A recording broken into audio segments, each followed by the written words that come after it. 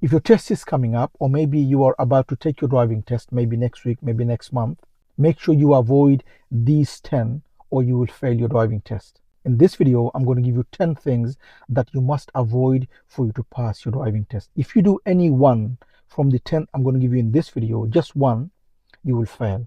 So make sure you watch the full video so you get to know the 10 that you must avoid for you to pass your driving test. Let's start the lesson. So number 1 out of the 10, I will start off by poor observation. Many learners, one of the common reasons why they fail is because of poor observation. Remember, in the driving test, you will be going left, you will be going right, you will be dealing with roundabouts, big roundabouts, small roundabouts, crossroads. These are all junctions. Many learners, when they are dealing with junctions, they fail for poor observation. They're not looking early.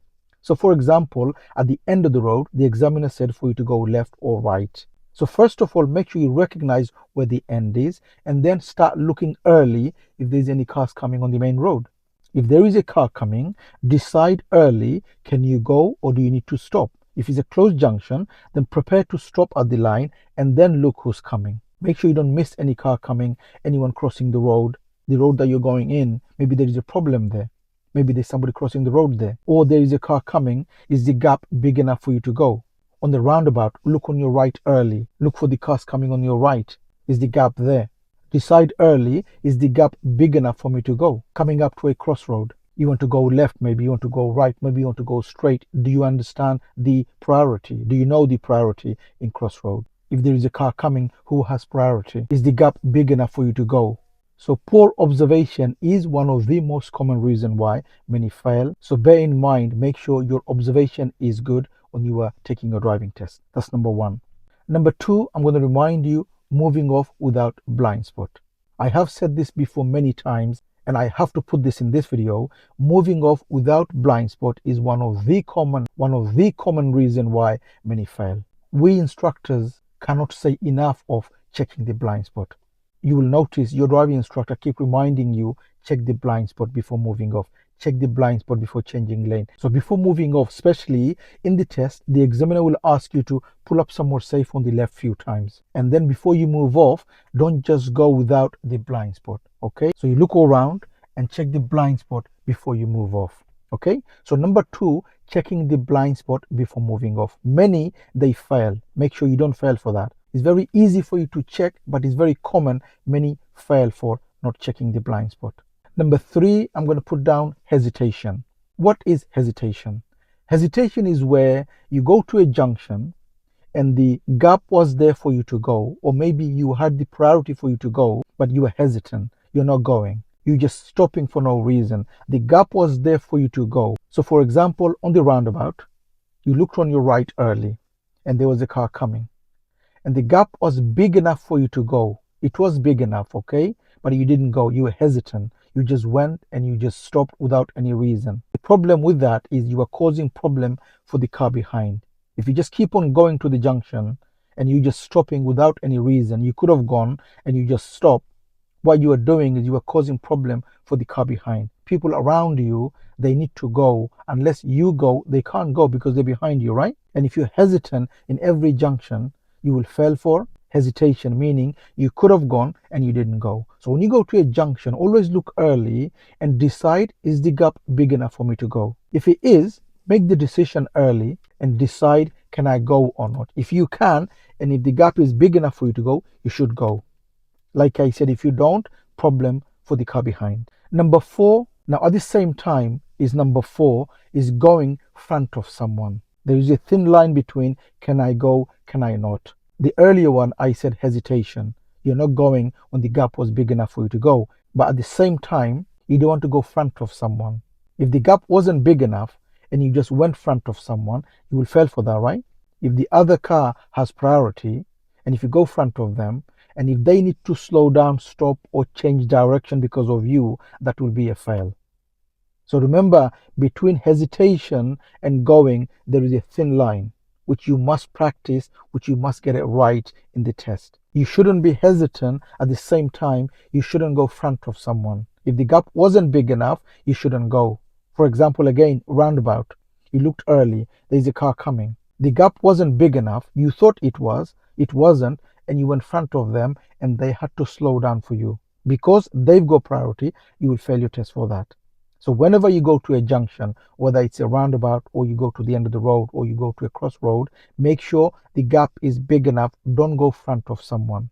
Okay, so earlier one was hesitation. This one, don't go in front of someone if the gap wasn't big enough. It's very important for you to get that right. Not to fail for hesitation and not to fail for going in front of someone when the gap wasn't big enough.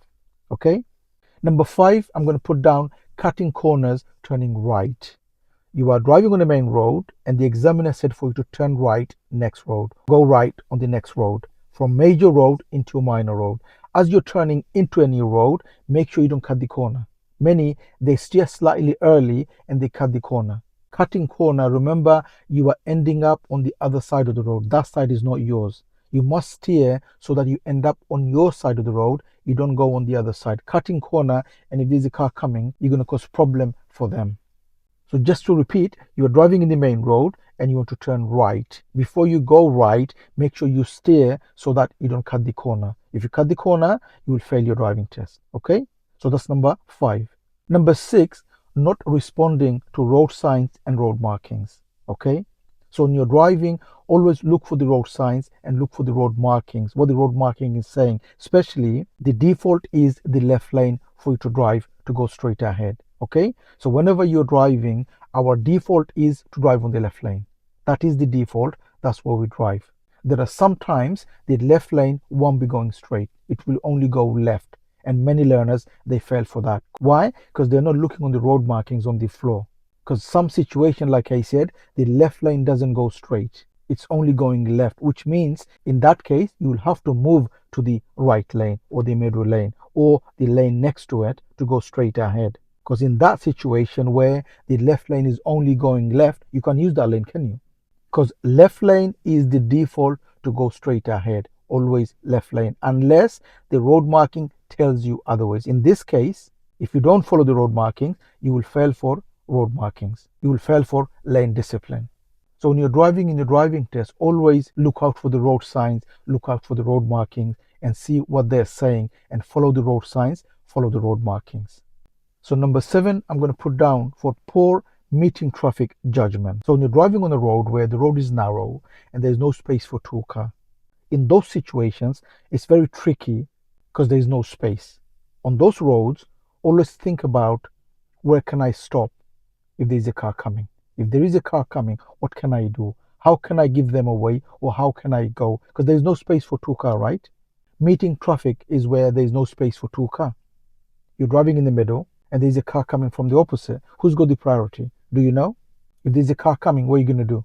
You're going to find the gaps, right? Either on your side or on the opposite. If the gap is on your side, you go into the gap, stick your nose out, and allow the other car to go.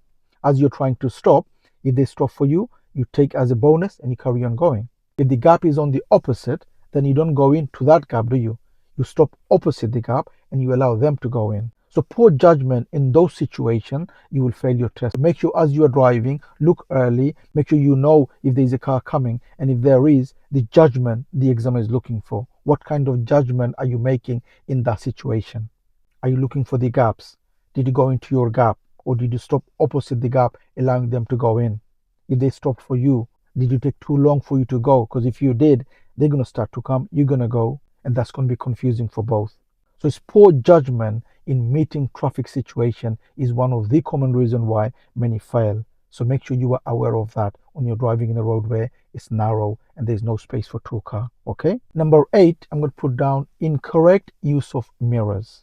Many learners, they're not using the mirrors in time. Mirrors are one of the most important for us to be safe on the road, and it is important that we use it correctly.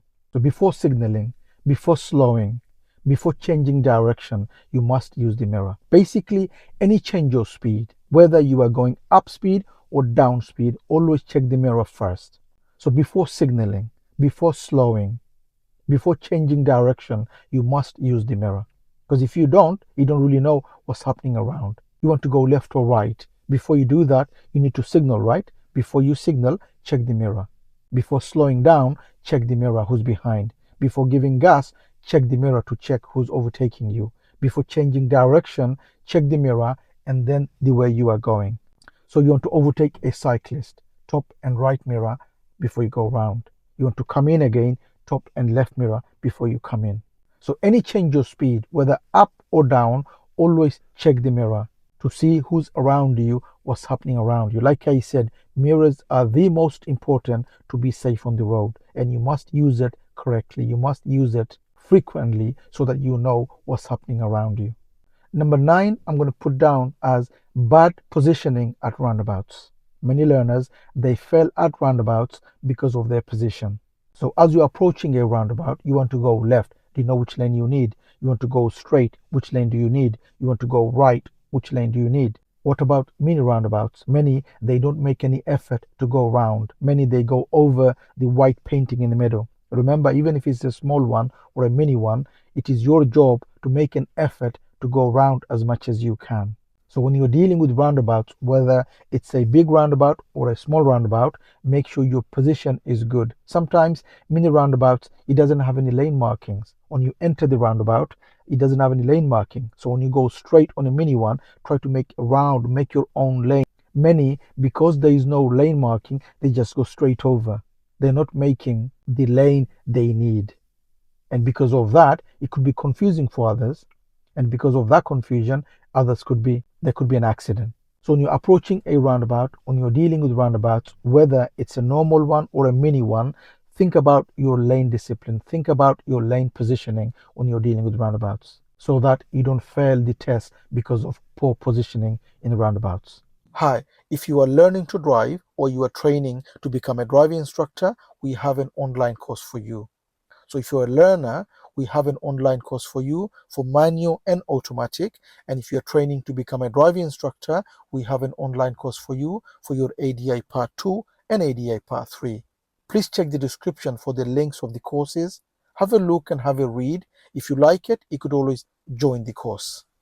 Number 10, I'm going to put down not being aware of pedestrians on the road.